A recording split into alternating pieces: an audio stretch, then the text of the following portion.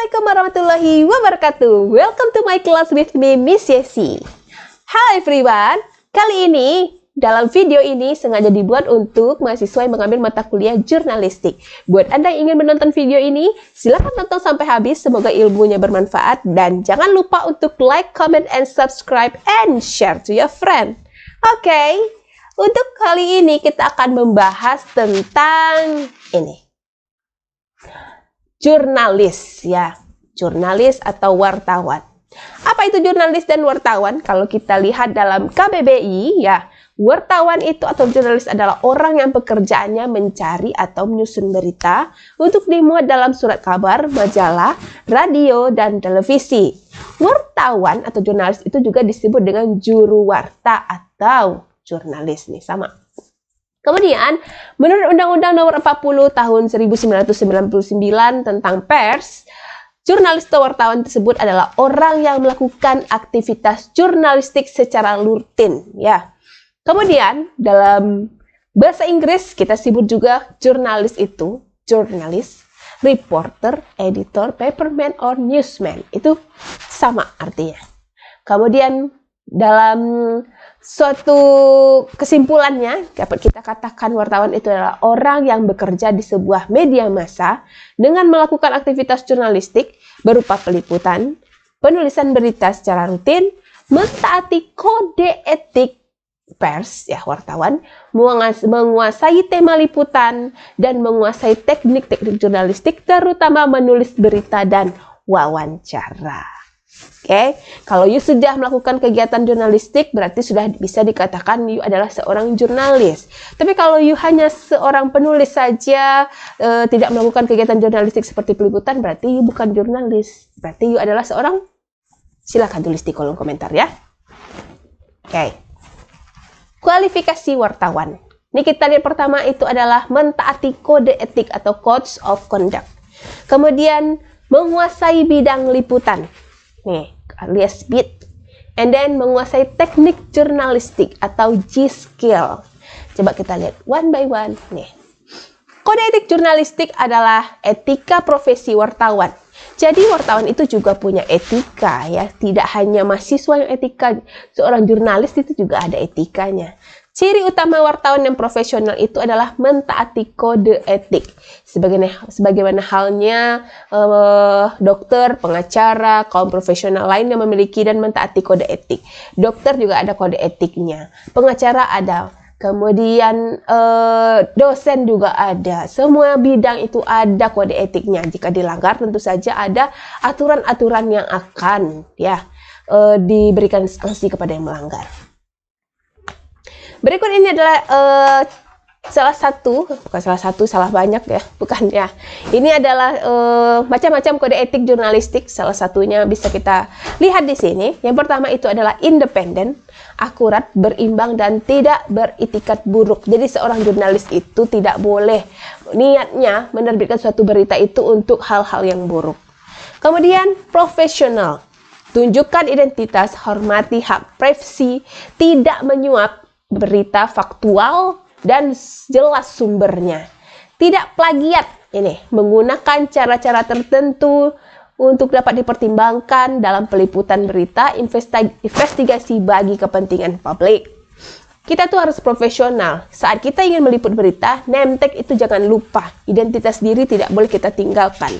Kalau you tinggalkan identitas diri you, ya, mendingan nggak usah meliput. Orang nanti akan berkata, you itu adalah wartawan ecek-ecek. Ya kan? Orang nggak akan mau memberikan berita kalau itu tidak ada, kode etik itu tidak ada, identitas diri tidak ada. Kemudian, jika narasumber yang dimintai berita itu tidak mau diwawancara saat itu, jangan paksakan, hargai, hormati profesinya. Ya, privasi mereka itu tolong dijaga. Jangan paksakan kehendak kita demi sebuah berita yang ingin kita dapatkan. Kemudian, tidak menyuap. Nah, ini. Mentang-mentang kita adalah datang dari suatu media massa yang besar, kemudian kita main sogok-sogok untuk mendapatkan suatu informasi, itu tidak boleh. Jadi informasi yang kita dapatkan itu adalah harus real, ya, sesuai dengan fakta yang ada. Kemudian ini berita faktual, kan gitu, jelas sumbernya. Kemudian tidak plagiat. Ini hal yang penting. Jangan mengambil bahan dari orang lain. Itu tidak boleh. Misal si A sudah menulis, kemudian kita karena temenan nih berdua, dikorek. Misalnya dia simpan di HP-nya. Kita buka HP-nya, ketemulah misalnya berita tadi dari salah seorang narasumber. Kita simpan, kita kirim, kita simpan di HP kita, kemudian kita terbitkan. Itu tidak boleh. Saling sikut-menyikut antara kita dengan teman kita yang sebagai jurnalis itu tidak boleh, ya. Kemudian, penggunaan cara-cara tertentu dapat dipertimbangkan untuk peliputan berita investigasi bagi kepentingan pribadi. Nih, maksudnya ini. Pendekatan itu boleh kita lakukan terhadap narasumber, ya. Misal narasumber kita itu adalah seorang yang penting, sangat susah ditemui. Kemudian ini berita harus ada orang ini untuk jadi narasumbernya. Bagaimana caranya kita bisa mendapatkan berita atau informasi dari beliau? Itu adalah dilakukan dengan pendekatan persuasif.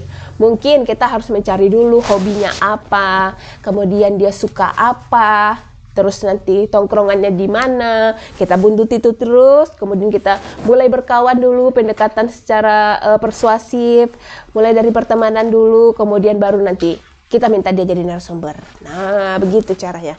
Jadi nggak harus, maaf Pak, Bu, boleh nggak kita wawancara dulu? Nggak boleh seperti itu. Jadi harus ada introduction-nya dulu, ya, harus perkenalan dulu, kemudian sampaikan nama, saya dari ini, saya ada tujuan begini, ingin mewawancara ini, seputar ini. Bapak atau Ibu ada waktu untuk diwawancara? Nah, itu harus penting. Kalau dia katakan tidak, jangan paksakan kehendak kita. Oke? Yang ketiga itu berimbang, tidak mencampurkan fakta dan opini, menghakimi serta menerapkan asas praduga tak bersalah. Nih.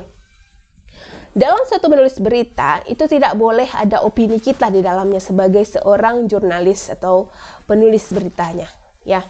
Jadi harus ada, ya, fakta, kemudian yang ada sesuai dengan yang ada di lapangan, sesuai dengan apa yang kita dapatkan, sesuai dengan sumber beritanya, itu harus real terjadi, tidak ada opini dalamnya. Kemudian misalnya itu adalah suatu tentang perkara si A atau si B, jangan membuat opini, menggiring opini kepada pembaca, nanti akan menimbulkan sesuatu hal yang buruk di kemudian hari jika you juga ikut-ikutan menghakimi sesuatu itu. Karena orang yang membaca tulisan itu berterpengaruh dengan tulisan kita, makanya kita tidak boleh. Kemudian sebagai penulis itu kita harus tetap konsisten di jalan kita. Tidak boleh kita itu karena ini bersalah, misalnya si A bersalah, kemudian kita juga ikut-ikutan. Karena hal-hal seperti ini maka dia dinyatakan bersalah begini-begini. Tidak boleh, kita harus menerapkan asas praduga tak bersalah. Anggap saja kita ini adalah orang ketiga yang melihat suatu berita tersebut tanpa kita memberi komentar terhadap sesuatu tersebut. Jadi tulislah apa adanya, jangan ditambah-tambah dan jangan dikurang-kurang. Kemudian tidak membuat berita bohong, fitnah, sadis, dan cabul. Nah ini ya, berita bohong itu tidak boleh. Sama dengan hoax, apalagi hoax sekarang itu banyak banget. Menentukan judul berita dengan isi berita itu harus berimbang. Jangan judul lain, kemudian isinya juga berbeda. Itu tidak boleh. Kebanyakan begitu sekarang. Kemudian jangan fitnah, sadis, dan cabul nih ya. Tidak boleh kita memfitnah orang. Misalnya kita nggak wawancara, tapi udah kita kutip aja langsung. Menurut pendapat Cianu, menurut pendapat Miss Ceci, padahal dia tidak mewawancarai Miss Ceci, itu tidak boleh dilakukan. Oke? Jangan terlalu sadis. Nah, ini cabul-cabul terlalu kutip itu ya begitu ya. Tidak boleh bertentangan dengan norma-norma yang ada. Oke? Kemudian tidak menyalahgunakan profesi dan tidak menerima suap. Nah, ini. Sebagai seorang jurnalis yang baik itu kita harus tetap berada konsisten di jalan kita. Jangan karena ada uang mungkin 100 juta di depan kita, kemudian kita disuruh untuk menulis yang baik-baik mengenai suatu daerah ini atau mengenai suatu kasus ini, begitu kan? Jangan mau, tidak boleh. Ya, itu tidak boleh dilakukan. Kemudian memiliki hak tolak untuk melindungi narasumber yang tidak bersedia diketahui identitas maupun keberadaannya. Menghargai ketentuan embargo, informasi, latar belakang, dan off the record. Nah ini, off the record. Jadi narasumber itu misalnya suatu kasus besar, jadi ada beberapa narasumber yang tidak ingin diketahui nama dan identitasnya. Itu sebagai wartawan, you wajib melindunginya out of the record.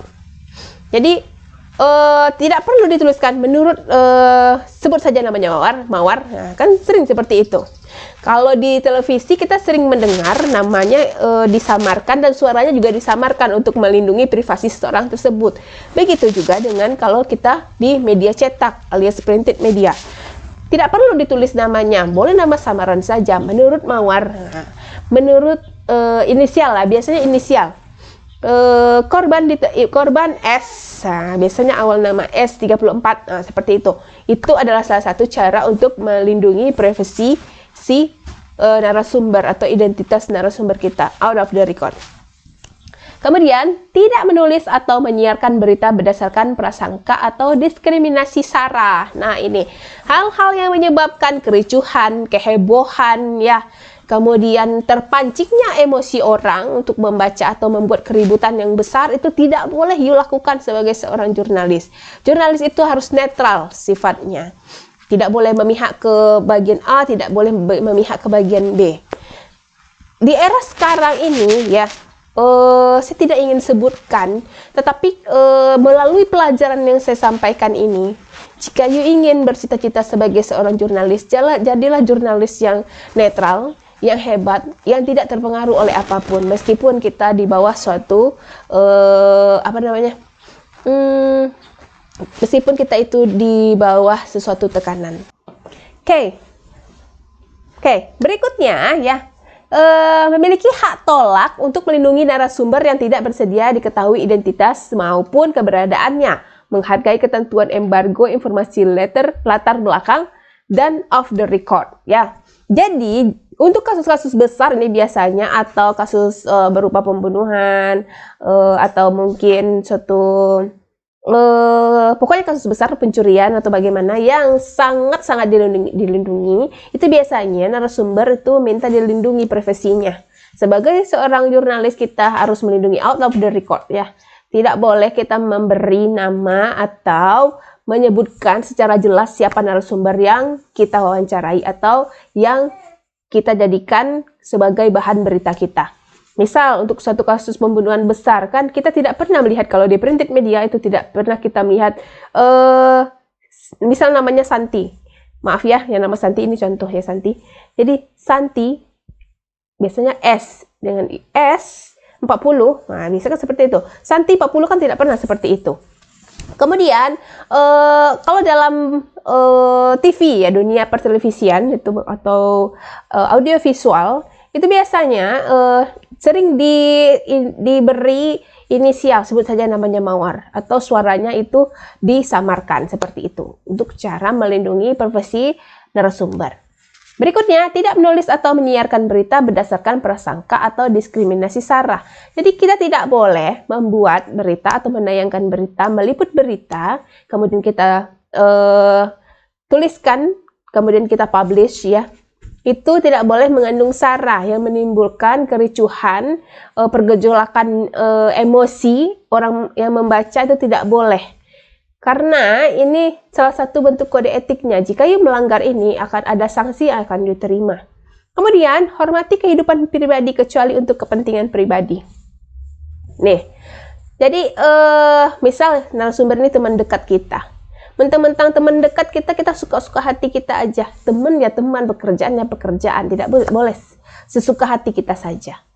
Dan berikutnya, segera mencabut, meralat, dan memperbaiki berita yang keliru, tidak akurat, disertai dengan permintaan maaf kepada pembaca, pendengar, dan atau pemirsa. Nih, pembaca berarti untuk yang special printed, mendengar berarti untuk yang di radio, misal contohnya, atau pemirsa untuk yang dilihat di televisi.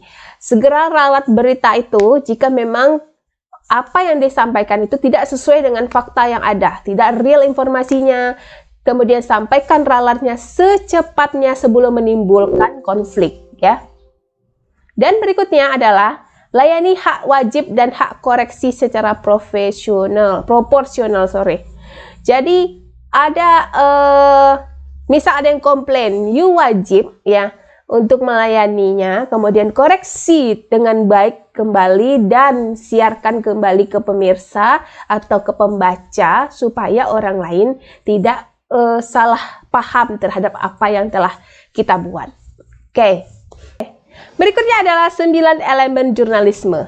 Di sini dapat kita lihat kode etik jurnalistik secara universal tercantum dalam 9 elemen jurnalisme yang dikemukakan oleh Bill Kovac dan Tom Rosenthal di tahun 2001, yaitu dalam tulisannya The Element of Journalism, What News People Should Know and Public Should Expect. New York Crown Publisher 2001 sebagai berikut.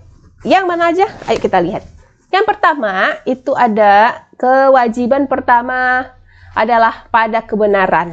Nah, jadi tidak boleh hoax.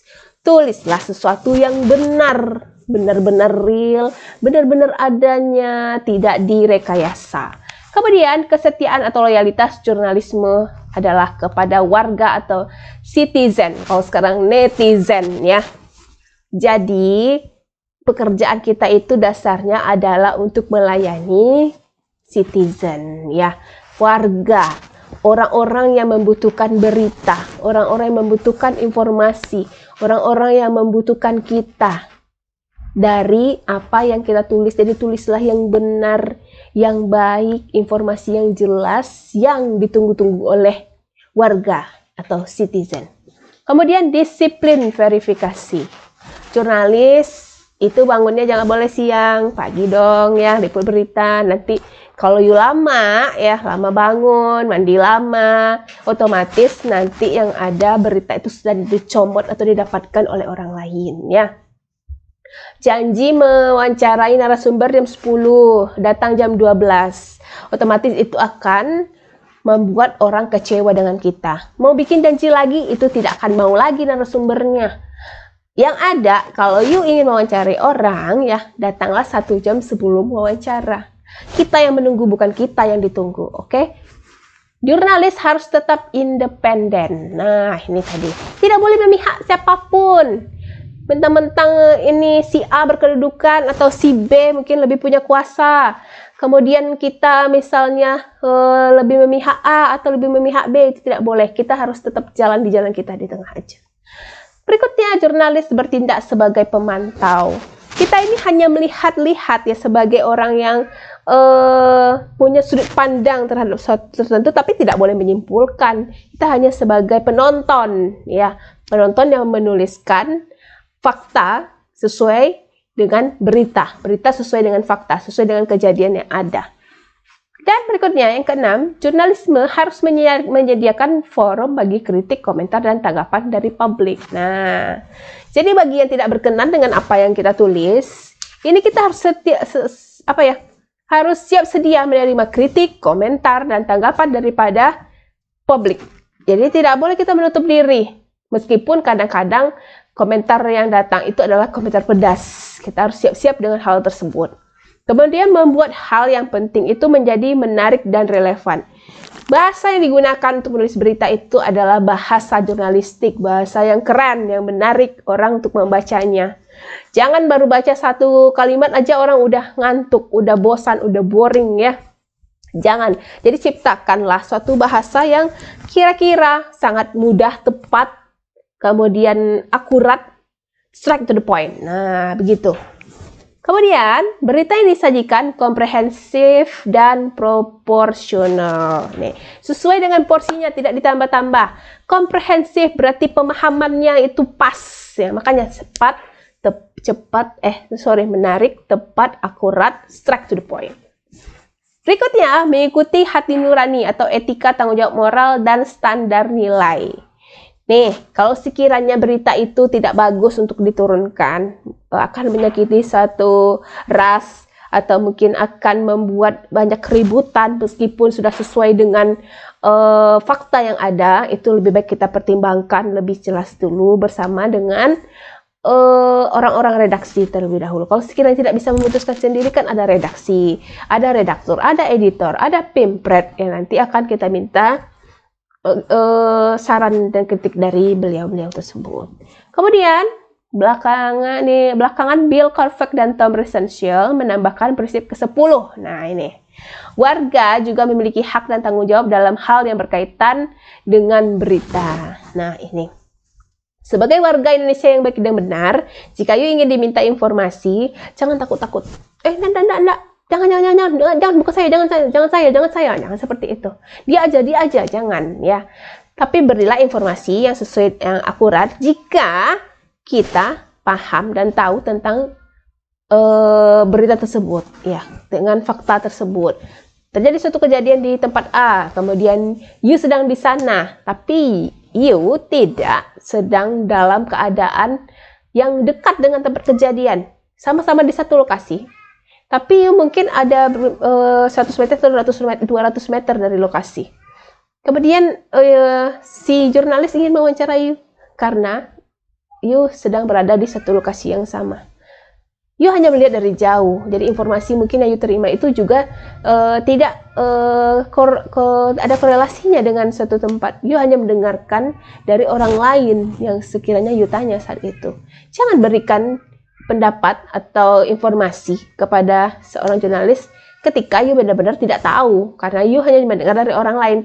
Kalau you sedang berada di tempat kejadiannya saat itu, you melihat langsung kejadiannya, itu tidak apa-apa. Berarti informasi yang diberikan akan akurat. Kalau tidak akurat, jangan lakukan. Oke?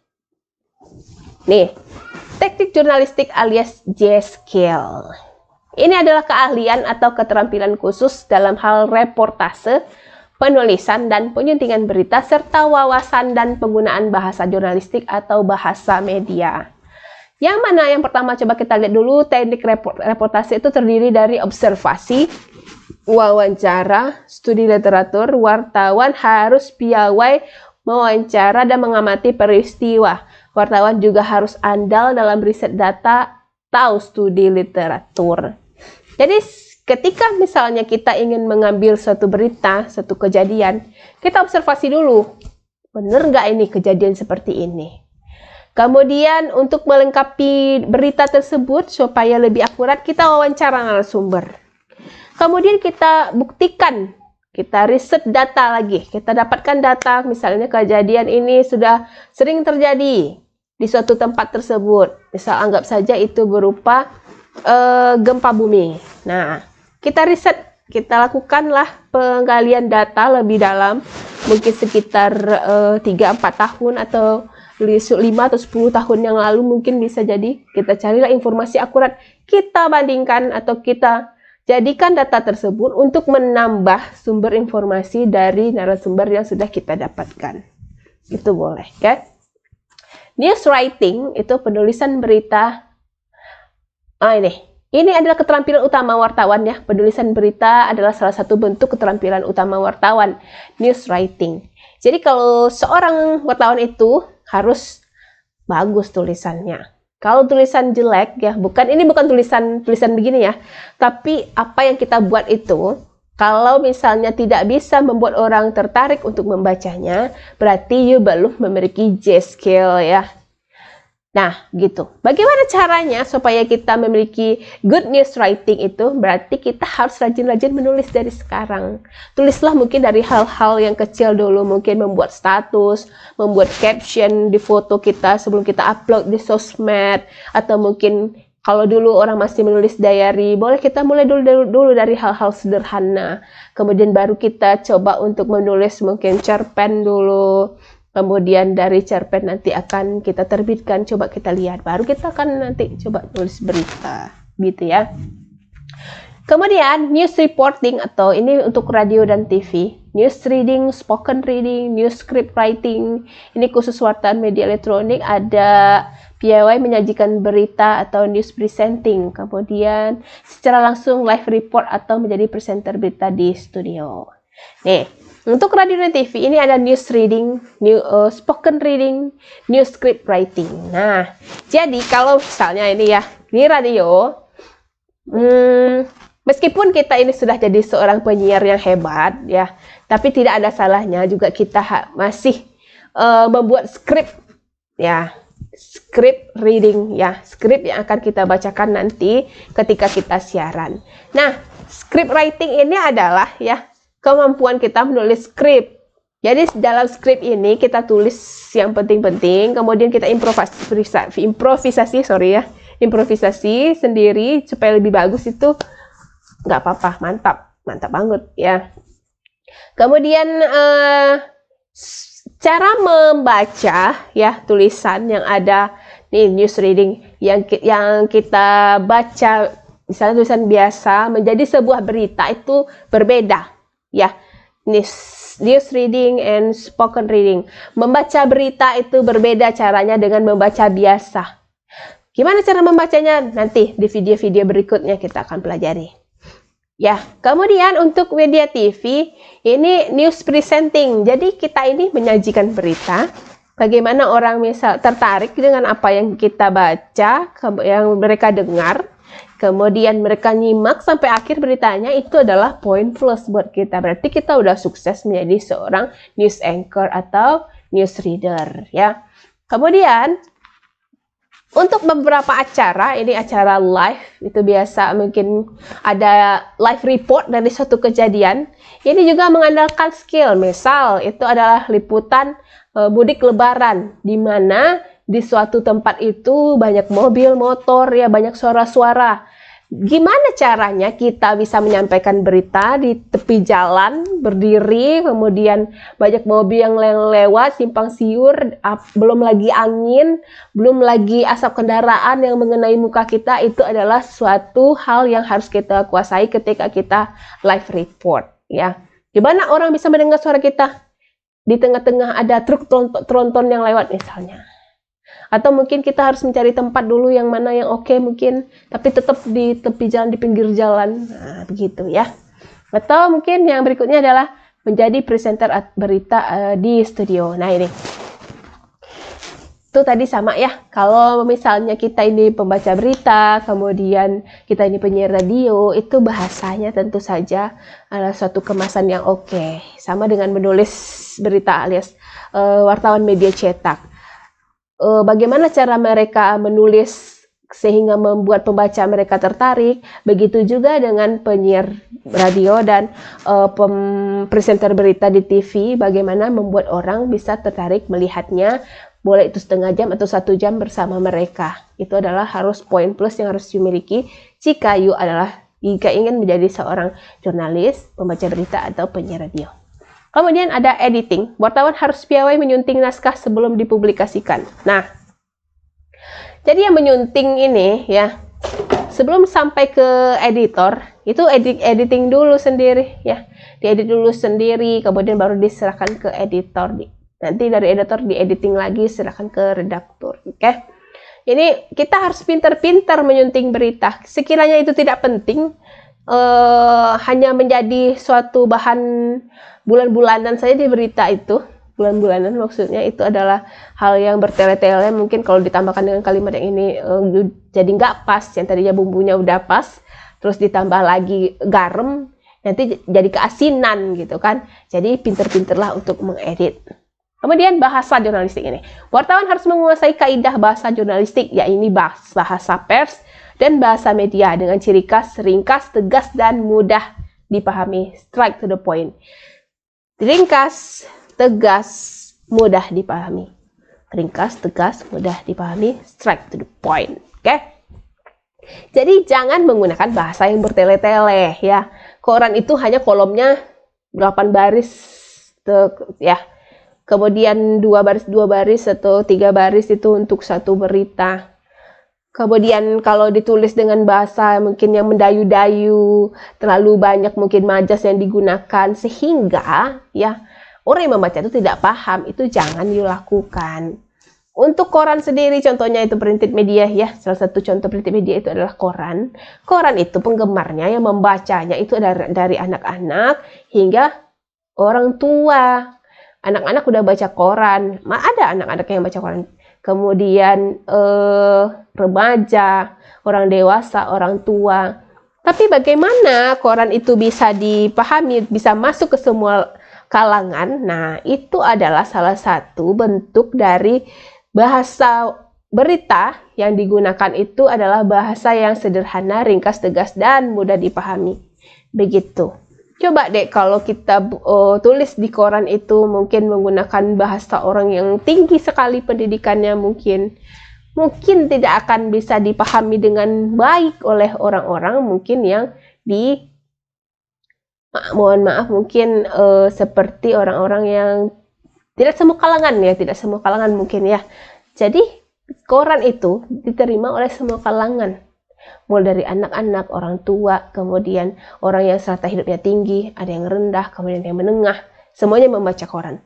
Nggak ada yang koran itu cuma dibaca oleh misalnya petinggi-petinggi, tidak, atau dibaca saja oleh orang yang pekerjaannya itu tidak sesuai dengan orang yang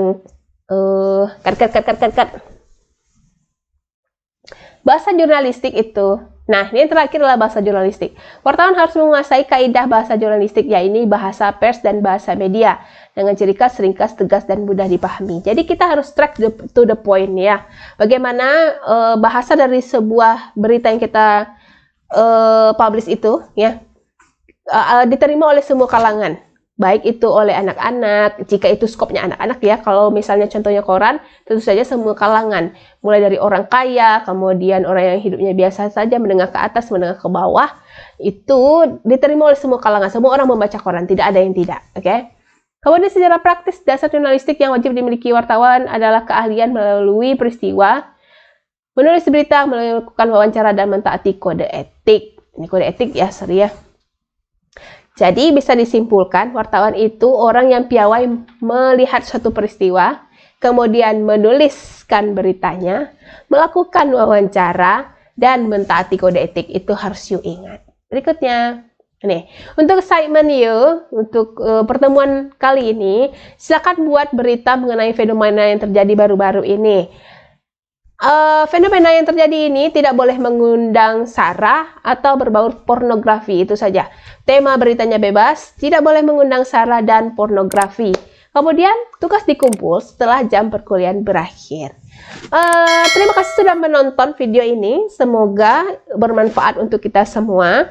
Sampai ketemu lagi di video berikutnya. Jangan lupa untuk like, comment, and subscribe, and share to your friend. Bye!